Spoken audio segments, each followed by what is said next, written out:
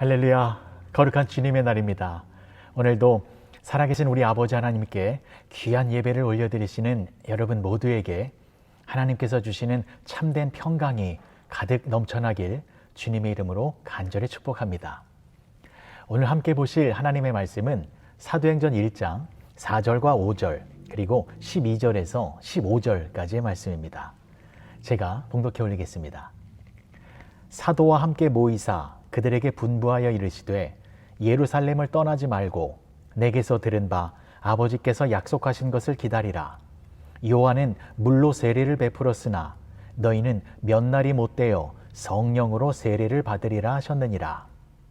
제자들이 감람원이라 하는 산으로부터 예루살렘에 돌아오니 이 산은 예루살렘에서 가까워 안식일에 가기 알맞은 길이라. 들어가 그들이 유하는 다락방에 올라가니 베드로, 요한, 야고보, 안드레와 빌립, 도마와 바돌로메, 마테와 및 알페오의 아들 야고보, 셀롯인 시몬, 야고보의 아들 유다가 다 거기 있어 여자들과 예수의 어머니 마리아와 예수의 아우들과 더불어 마음을 같이하여 오로지 기도에 힘쓰더라. 모인 무리의 수가 약 120명이나 되더라. 아멘. 오늘은 지난주에 이어서 예루살렘을 떠나지 말아야 하는 이유에 대해서 말씀을 나누고자 합니다. 예수님께서 예루살렘을 떠나지 말고 아버지께서 약속하신 성령을 기다리라고 말씀하셨습니다. 이것은 예수님께서 장소를 지정해 주시고 그 장소에서 하나님의 약속을 믿고 기다리라라는 것입니다. 성령을 보내주시겠다라고 말씀하신 그 하나님의 약속의 말씀이 반드시 이루어질 것을 믿고 순종의 자리에 머물러 있으라라는 것입니다. 그래서 예루살렘이라는 장소가 상징하는 것은 하나님의 말씀을 믿음으로 순종하는 자리를 말하는 것입니다. 믿음으로 인내하며 믿음으로 행동하고 믿음으로 인생을 살아가는 장소가 예루살렘인 것입니다. 그런데 그러한 예루살렘에서 하나님의 역사가 시작됩니다. 하나님의 놀라운 역사는 예루살렘이라고 하는 믿음의 장소, 순종의 장소에서 시작되는 것입니다. 2000년 전에 제자들이 예수님의 말씀에 순종하여 믿음으로 약속의 말씀을 기다렸더니 성령 하나님이 뜨겁게 임재하여 교회가 시작되었습니다. 그리고 그것을 기점으로 해서 온 누리에 복음이 전파되어 하나님의 나라가 확장되었습니다. 이처럼 우리도 지금 우리가 있는 믿음의 자리, 순종의 자리, 우리의 그 예루살렘에서 떠나지 아니하고 있을 때 하나님께서는 우리를 통하여 하늘의 뜻이 이 땅에서 이루어지는 놀라운 일들이 발생되어지는 것입니다. 하지만 반대로 말하면 우리가 있어야 할 예루살렘, 즉 하나님의 말씀에 믿음으로 순종하는 그 자리에 있지 아니하고 불순종하여 믿음의 예루살렘을 떠나면 하나님께서 예비하신 축복과 은혜를 경험하지 못하게 되는 것입니다. 오늘은 크게 두 가지를 살펴보고자 합니다. 첫 번째, 믿음과 순종의 자리인 그 예루살렘을 떠나게 되면 어떻게 되는지, 그리고 어렵고 힘들어도 예루살렘에서 믿음과 순종으로 끝까지 머물러 있으면 어떠한 결과가 나타나는지 살펴보도록 하겠습니다.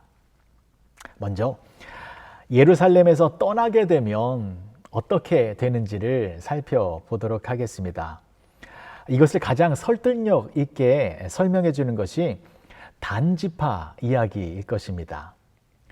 구약 성경에 보면 이스라엘에는 12지파가 나옵니다. 야곱의 12명의 아들들이 12개의 지파가 되어서 이스라엘이라고 하는 한 민족으로 형성되었습니다. 그리고 민수기 1장 19절 이하를 보시면 출애굽한 이스라엘 민족이 가나안 땅에 들어가기 전에 각 지파별로 인구수를 세어보았습니다. 각 지파별로 20세 이상으로 싸움에 나갈 만한 성인 남자를 다 세어보았는데, 그런데 12지파 중에서 단지파는 몇 명이었는지 보시기 바랍니다. 민수기 1장 39절의 말씀입니다. 단지파에서 계수된 자는 62,700명이었더라. 단지파에서 20세 이상으로 싸움에 나갈 만한 자가 62,700명이었습니다. 이것은 이스라엘 12지파 중에 두 번째로 많은 숫자였습니다. 첫 번째는 유다지파였습니다. 74,600명으로 유다지파가 제일 많았고 단지파가 두 번째로 많은 것이었습니다. 이것은 단지파는 다른 지파들보다 더 많은 젊은이들을 보유하고 있었고, 그만큼 단지파는 막강한 힘과 번영의 축복을 받았다라는 것입니다. 그리고 이스라엘 민족은 요단강을 건너 축복의 땅, 가나안 땅에 입성하였습니다. 그곳에서 이스라엘 지파들은 제비를 뽑아서 자신들이 거하게 될 땅을 분배받았습니다. 하나님께서는 이스라엘 각 지파들에게 축복의 장소를 지정해 주신 것입니다. 하지만 이스라엘 지파들은 자신들에게 배정된 그 땅에 정착하기 위해서는 그 땅에 이미 살고 있었던 그 원주민들과 정복 전쟁을 치러야만 했습니다.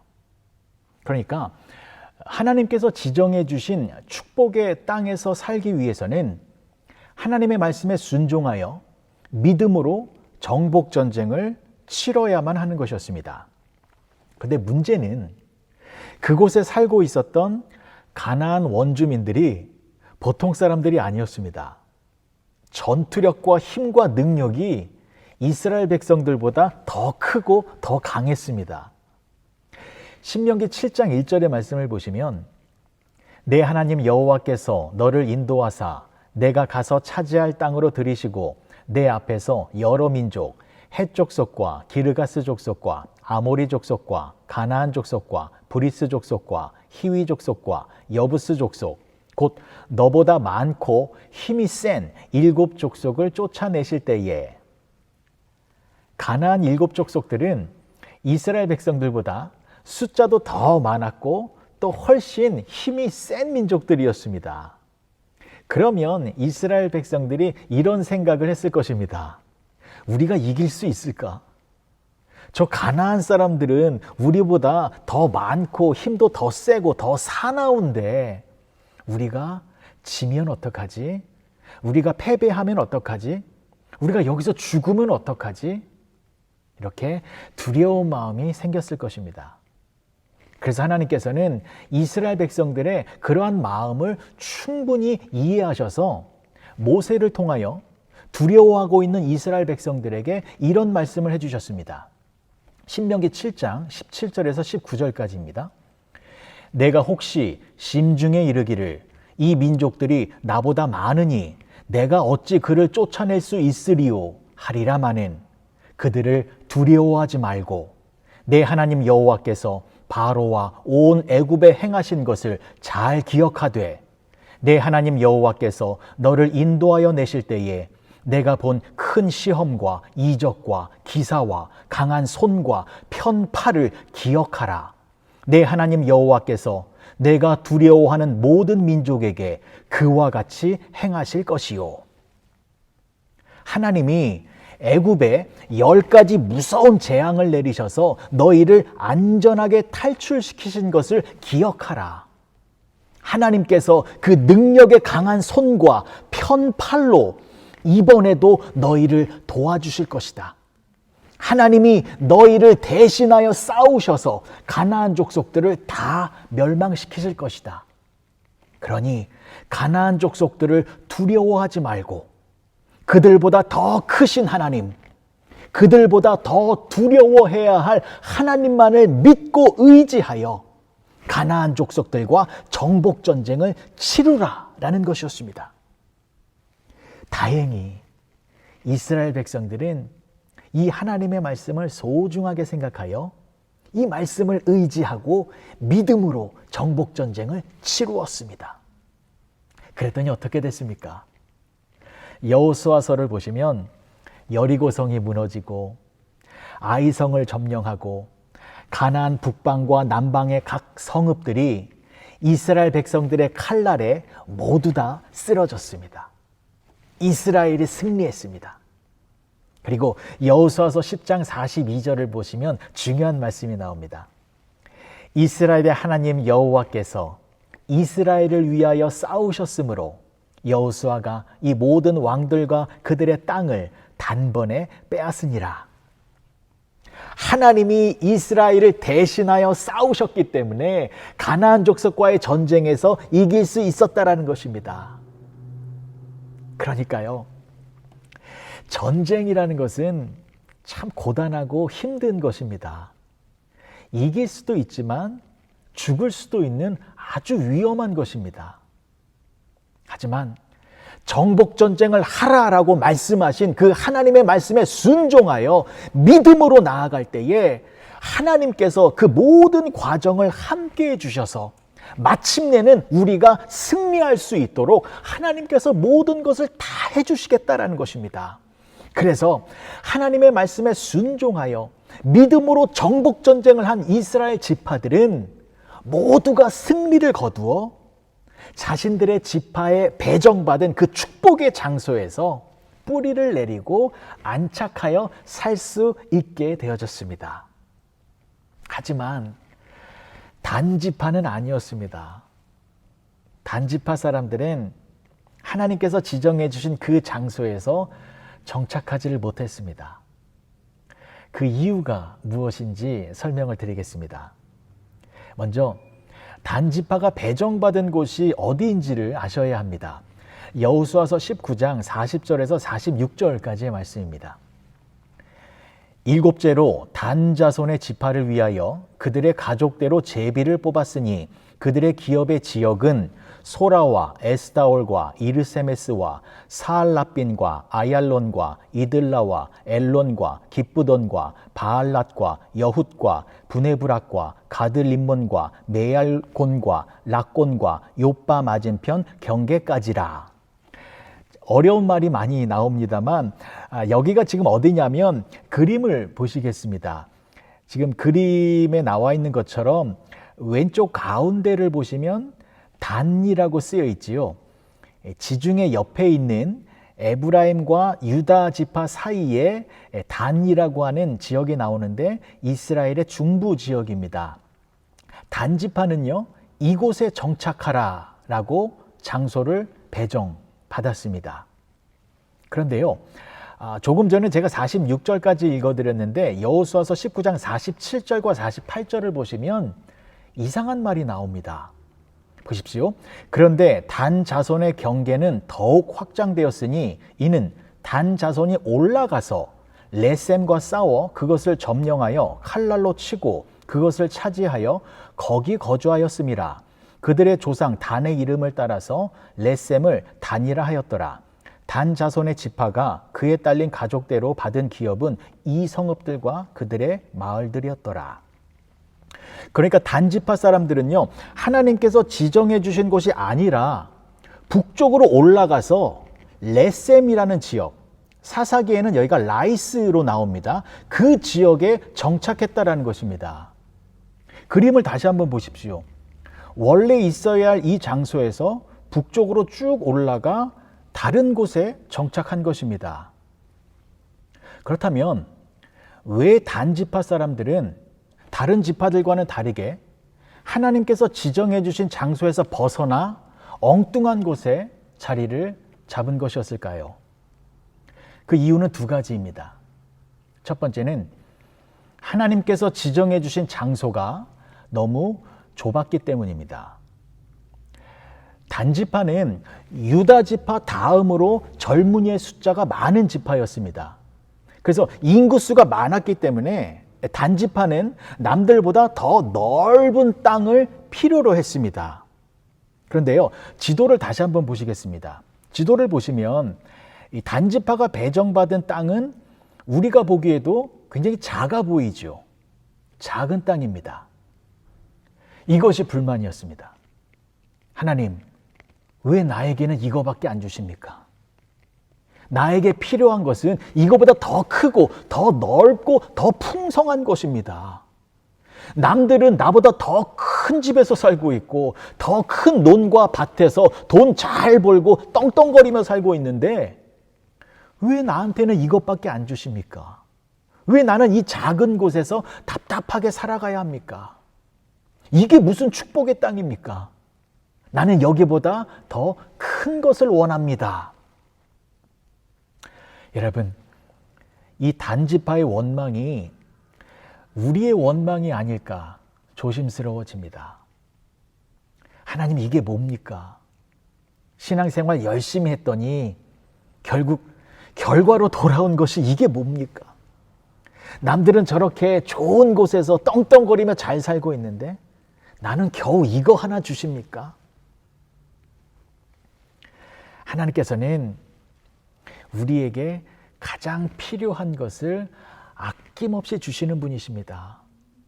우리에게 가장 귀하고 가장 좋은 것을 다 주셨는데 혹시 우리가 가지고 있는 것이 너무 작다고, 너무 형편없다고 그렇게 하나님을 무시하고 하나님께 실망하고 있는 것은 아닌지 우리의 모습을 점검해 보았으면 좋겠습니다.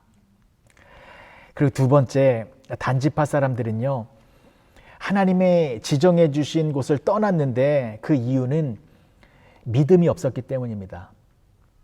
하나님께서는 분명히 약속하셨습니다. 신명기 9장 3절의 말씀을 보시면 오늘 너는 알라 내 하나님 여호와께서 맹렬한 불과 같이 내 앞에 나아가신즉 여호와께서 그들을 멸하사 내 앞에 엎드러지게 하시리니 여호와께서 내게 말씀하신 것 같이 너는 그들을 쫓아내며 속히 멸할 것이라. 가나안 족속이 아무리 힘이 세고 무서워도 하나님의 말씀에 순종하여 믿음으로 그들과 전쟁을 치르면 하나님께서 앞에 가셔서 맹렬한 불과 같이 가나안 족속들을 다 멸하시고 하나님께서 친히 그들을 쫓아내시겠다라는 것입니다. 그러니까 아무리 힘들고 어려운 문제가 내 앞에 있을지라도 하나님께서 가라라고 말씀하셨을 때에 그 말씀에 믿음으로 순종하여 앞으로 전진해 나아가면 그 어렵고 힘든 모든 일들은 하나님께서 다 해결하여 주시고 믿음으로 순종한 자들에게는 승리의 기쁨과 영광을 주시겠다라고 말씀해 주신 것입니다. 그런데 단지파 사람들은 하나님의 말씀에 믿음으로 순종하지 못했습니다. 왜냐하면 정복전쟁을 치르려고 하니까 상대방이 너무 무서운 존재들이었습니다. 단지파가 배정받은 곳에 누가 살고 있었냐면 아모리 사람들과 블레셋 사람들이 살고 있었습니다. 블레셋 민족은 그 당시에 철병거를 가지고 있었던 정말로 무서운 사람들이었습니다. 그 사람들과 싸움을 하려고 보니까 질 것 같았습니다. 무서웠고 두려웠습니다. 현실의 문제가 너무 크고 강하다 보니까 하나님은 보이지 아니하고 그 문제만 크게 보였던 것입니다.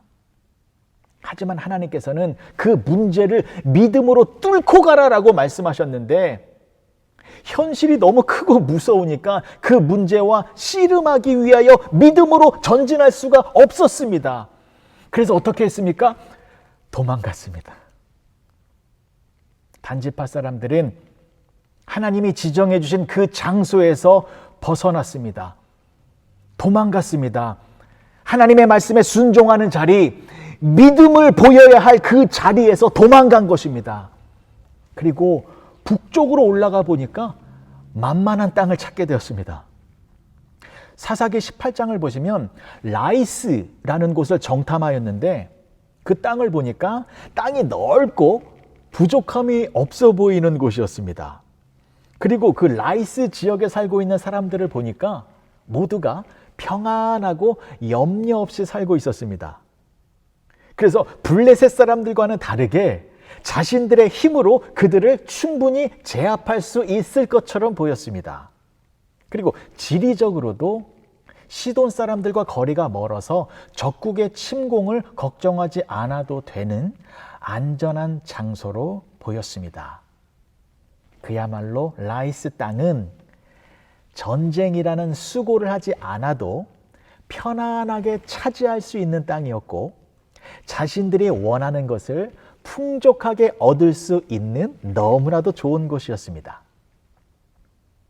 그러니까 정리를 해보자면 단지파 사람들은 하나님이 지정해 주신 곳에 있으려고 하면 하나님의 말씀에 순종해서 정복전쟁이라고 하는 귀찮고 어렵고 힘든 일을 해야 하는데, 그런데 그런 노력과 수고를 하지 않아도 편안하게 살 수 있는 곳이 그곳이었기 때문에 그곳으로 자리를 옮긴 것입니다. 단지파 사람들은 하나님이 지정해 주신 곳이 아닌 자신들이 원하는 곳으로 갔습니다. 좁은 문이 아니라 큰 문으로 들어간 것입니다. 하나님의 말씀에 순종하려면 믿음의 수고가 있어야 하고 땀을 흘려야 되고 역경과 고난을 감내해야 되는데 그런 게 싫었습니다. 그냥 편안하게 살고 싶었습니다. 내가 갖고 싶은 것, 내가 하고 싶은 것, 내가 살고 싶은 곳으로 나아간 것입니다. 그랬더니 어떻게 되어졌습니까? 여러분, 단지파 사람들이 하나님이 지정해 주신 곳을 벗어나 자신들이 원하는 곳에 마음대로 가서 정착하여 살았더니 어떠한 결과가 주어졌습니까? 요한계시록 7장을 보시면 안타까운 말씀이 나옵니다.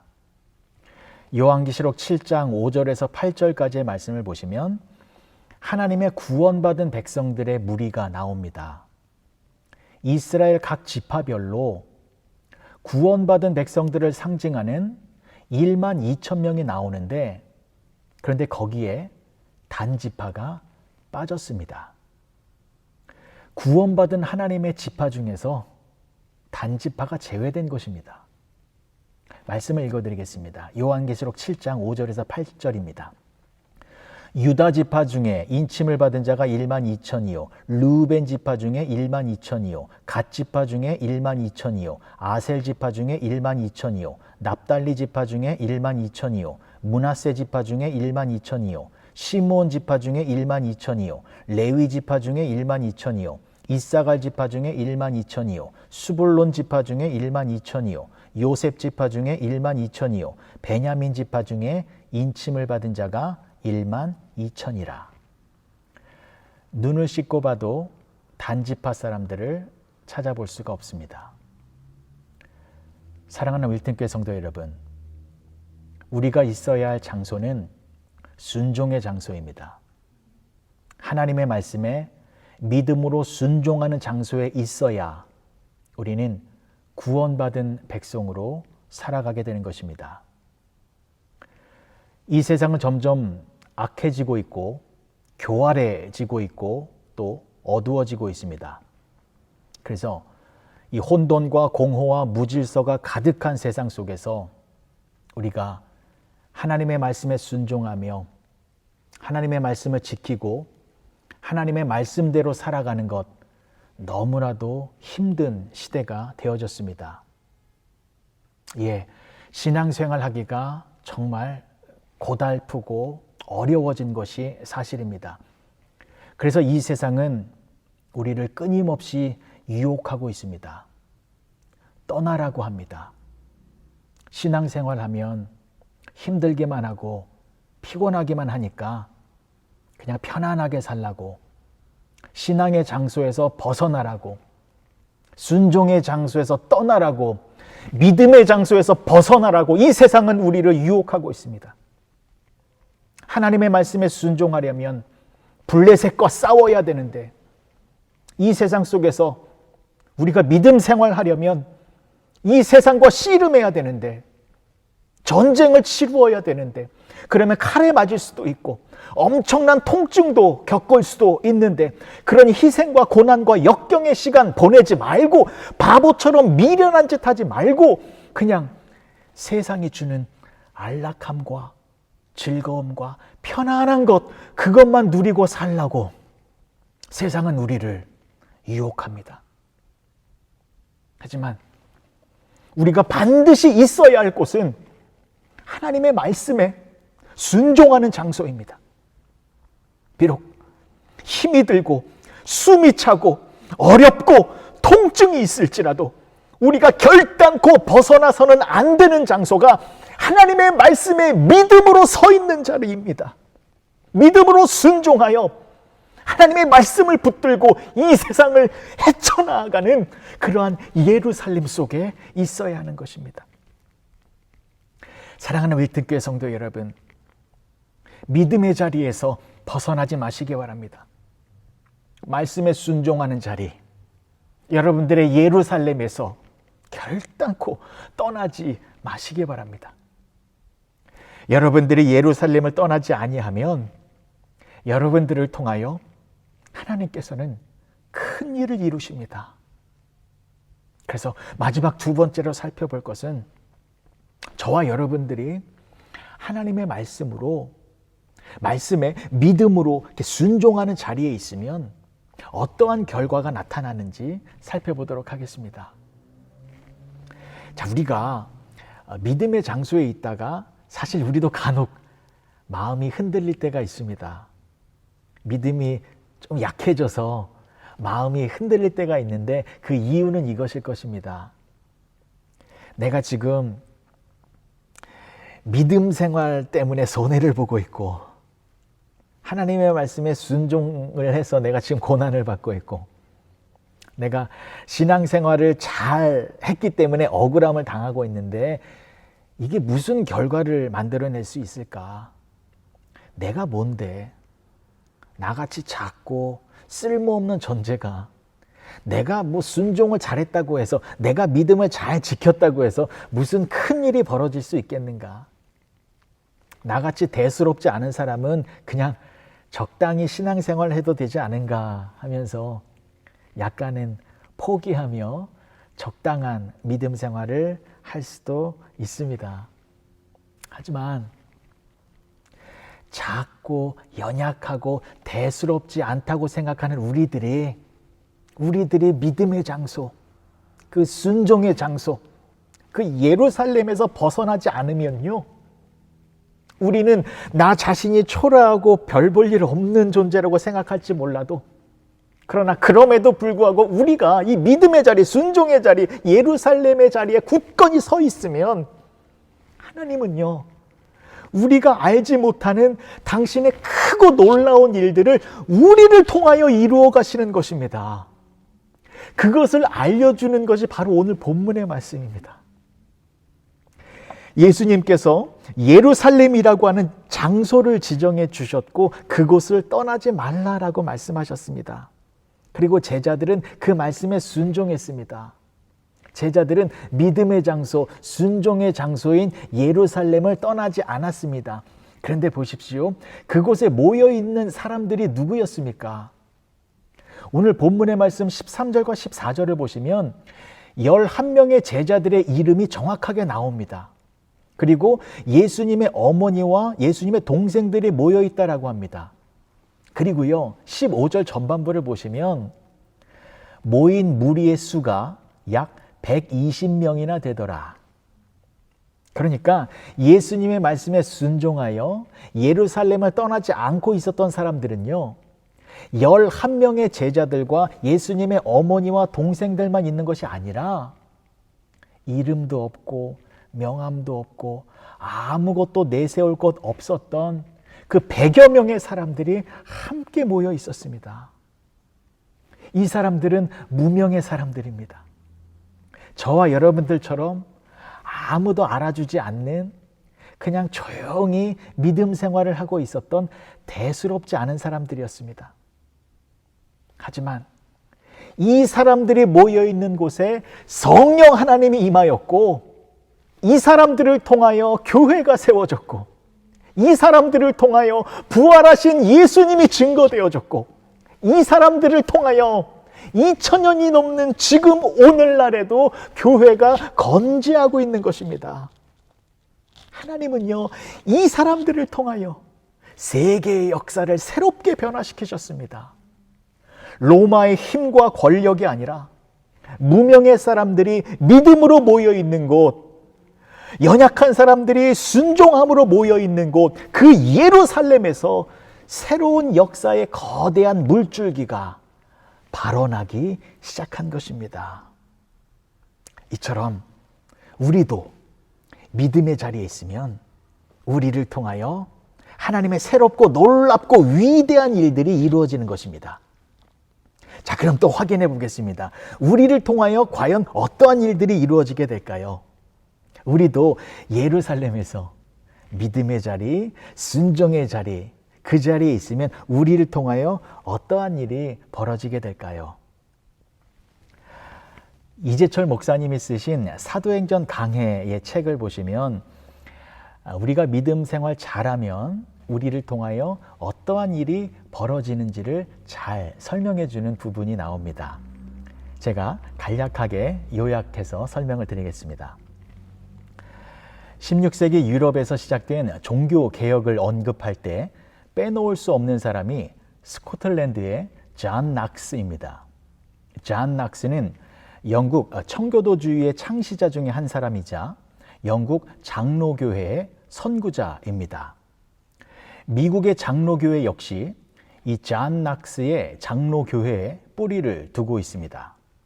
그 정도로 이 존 낙스는 영국과 미국에 지대한 영향을 끼친 인물입니다. 그런데 이 위대한 개혁가를 개혁의 길로 인도한 사람은 이름이 알려지지 않은 도미니크 수도회의 한 수도사였습니다.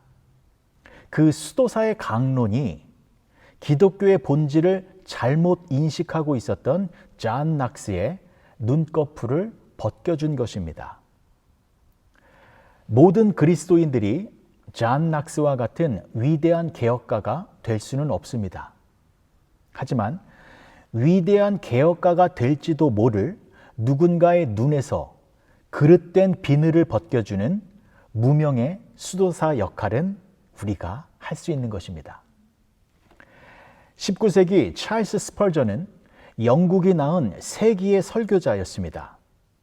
지금으로부터 무려 150년 전에 그의 설교를 듣기 위하여 매번 15,000명의 회중이 운집하곤 했습니다. 그런데 이 스펄전은 목사님의 아들로 태어났지만 영국에서 사춘기를 보내는 동안에 깊은 신앙의 회의에 빠진 적이 있었습니다. 하나님이 정말로 계신 것인가? 성경은 정말 믿을 만한 것인가? 그러던 어느 날 저녁 시골의 작은 교회에 예배를 드리기 위하여 참석했을 때의 일입니다. 그날 눈보라가 몰아쳐서 설교하기로 예정되었던 목사님이 끝내 모습을 나타내지 않았습니다.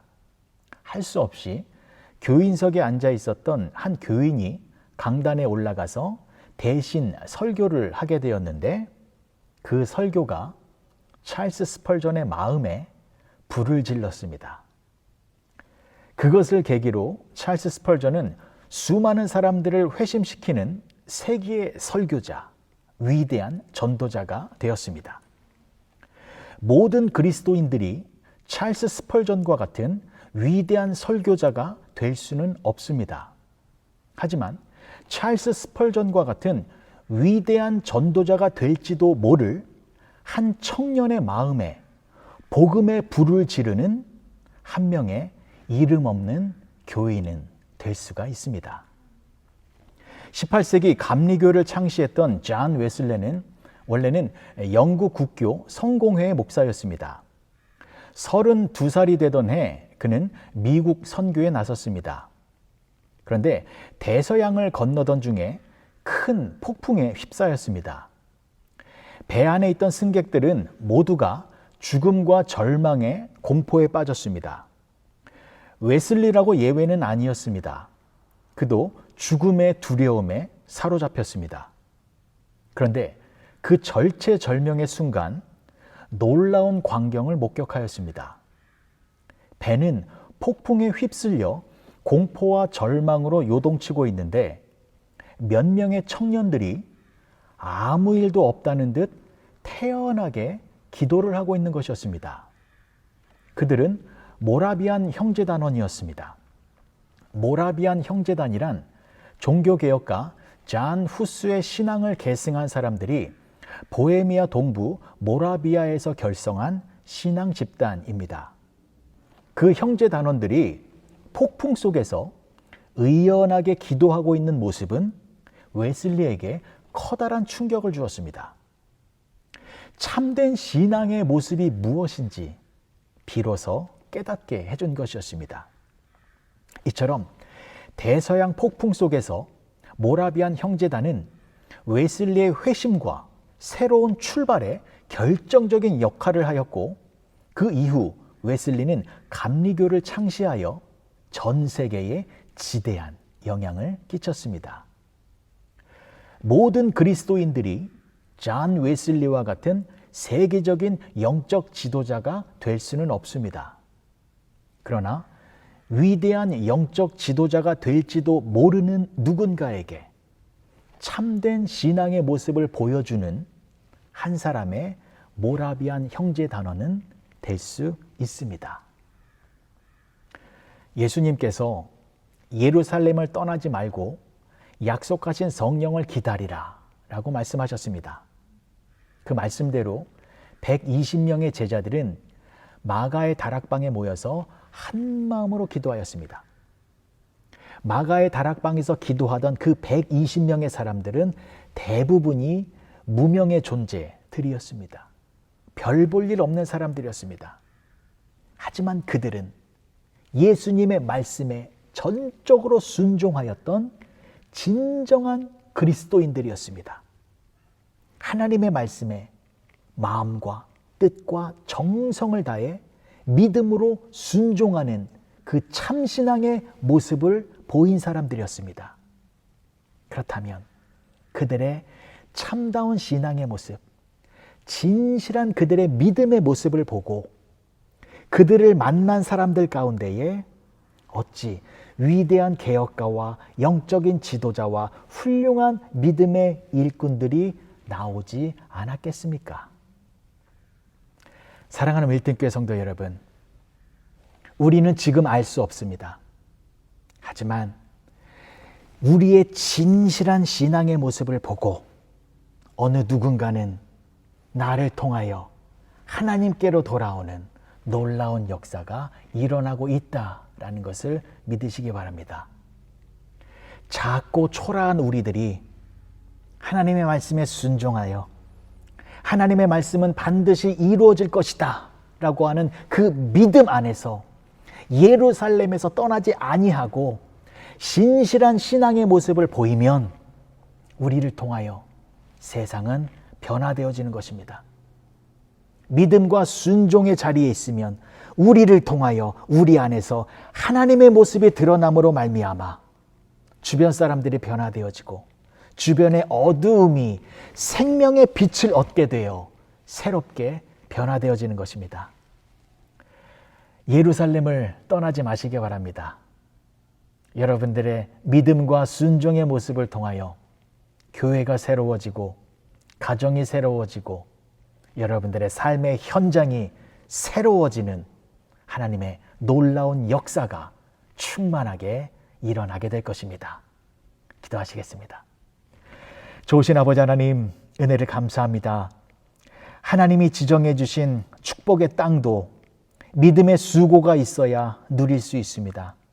믿음과 순종의 땀을 흘리는 것에 게으르지 않는 우리가 되게 하시고 우리가 있어야 할 예루살렘에 굳건히 정착하여 우리들의 모습을 통하여 하나님의 나라가 확장되어지는 놀라운 역사가 멈추지 않게 하여 주시옵소서.